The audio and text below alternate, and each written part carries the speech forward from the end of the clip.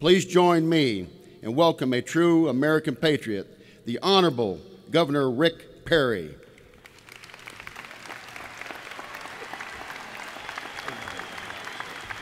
Thank you. Yes, sir.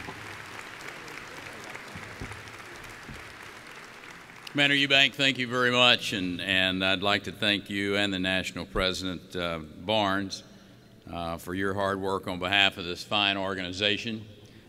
Also like to congratulate the incoming National Commander, Richard DeNoyer, and the new National President, Gwen Rankin, who will they're going to continue to carry that VFW banner high.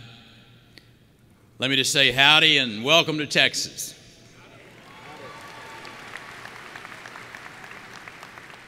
You think about it, Texas is a natural fit for the VFW. Our state, this city in particular, as Mayor Castro shared with you, has a deep connection to our nation's military. We're also home to a great deal of veterans of our foreign wars. My father shares with me, as he was on leave in August of 1945, hearing the news that he would not be sent to the Pacific was quite a celebration in the city streets of San Antonio. My dad was a tail gunner in World War II. He flew 35 missions over Nazi-held Germany in 1944 and 45. He helped liberate millions from tyranny.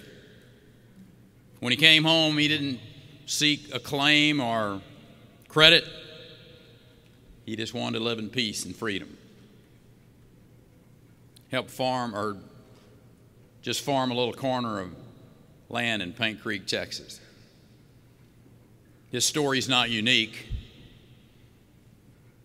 Indeed, his story was, if anything, very representative of our entire generation, the greatest generation, who know all about place and country and community ahead of self.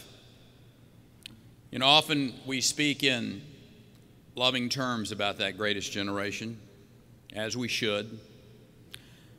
But I want to say a word about a younger generation of heroes. They went to war in a time of strife at home. They did incredibly tough duty, not knowing at times when the enemy lurked amongst them in the civilian population. They were called to war as, I should say, they were called to war that our leaders were not prepared to win, because they were not prepared to use the full force of the United States military once they sent their sons into battle. You know these heroes because they sit among you today.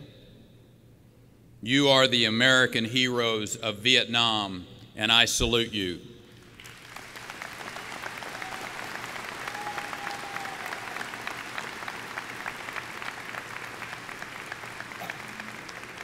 As a former Air Force pilot, I had the great privilege to fly TAC airlifters around the globe from 1972 to 1977. I know the credo of survivors of war, that only the heroes are the ones who never make it home. But in my eyes, you all are heroes, every one of you. Thank you. I was never called into battle, but I know some of the names on the wall, including some who attended my beloved Texas A&M.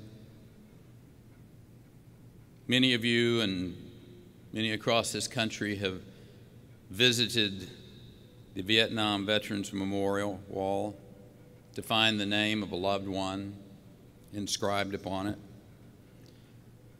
But for younger generations, I believe there needs to be a stronger connection to those heroes that we recognize. That's why I was the very first governor to publicly support the Vietnam Veterans Memorial Education Center. The Education Center aims to put a picture and a story to each of those names on that wall. And in doing so, it tells future generations that Americans just like them, from their hometowns, from their way of life, left it all behind to preserve freedom for the people of Vietnam. That Vietnam Veterans Memorial with 58,260 names etched in black stands as a stark reminder of the cost of war. It reminds us that a president should never send our sons and daughters into war without a plan to win and the resources to make that possible.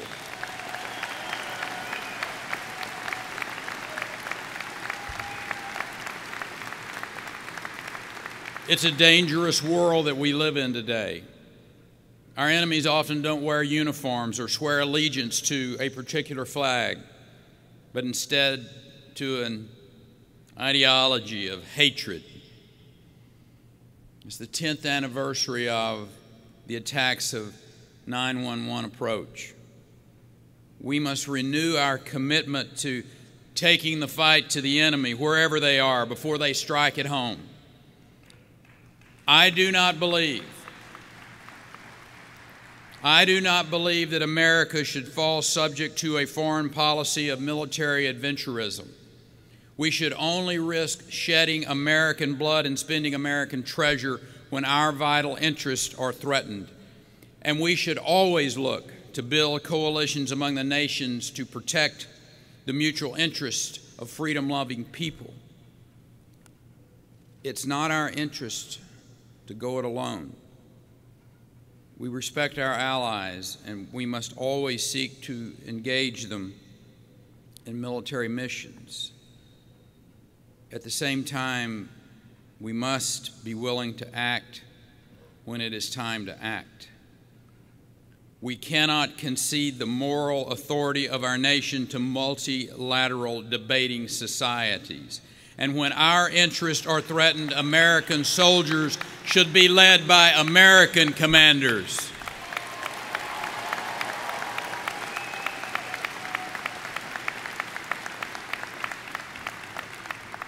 I say this because we owe to them and to their loved ones the commitment of any war is led by the country with the most advanced technology and the best training.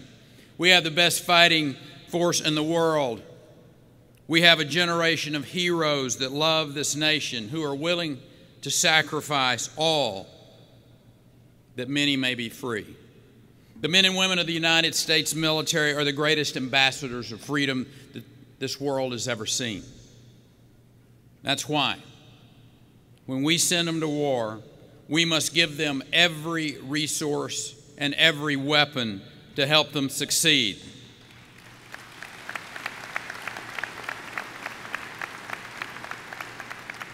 And when they come home,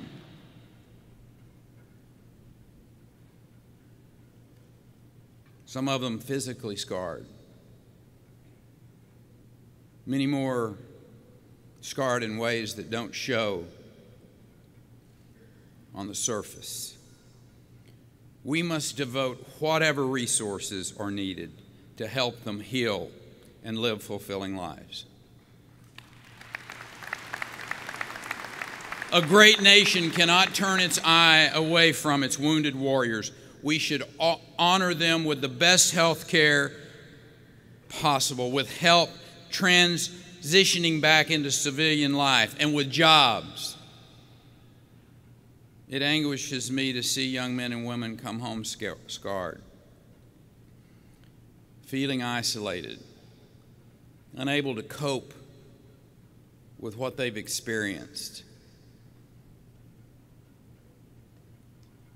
These are our precious sons and daughters. They are our nation's newest generation of heroes. They are our own flesh and blood. We must take care of them, every one of them.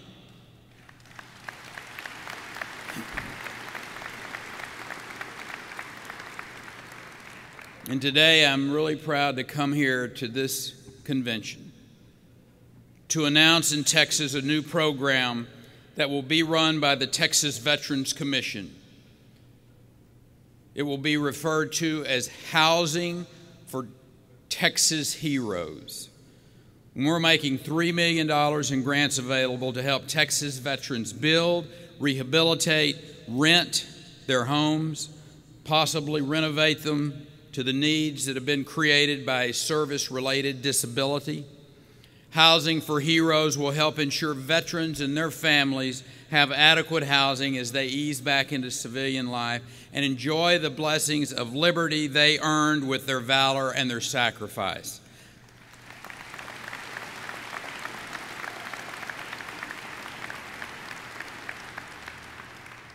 Let me finish with a commendation. A commendation to all of you for your sacrifices, your courage, your leadership. And I hope you have an enjoyable and a productive convention. I wish you the best of luck as you go home and you continue to improve the communities that each of you are from. And I pray that God continues to bless you, and through you, He continues to bless this great country that we love. Thank you all for coming.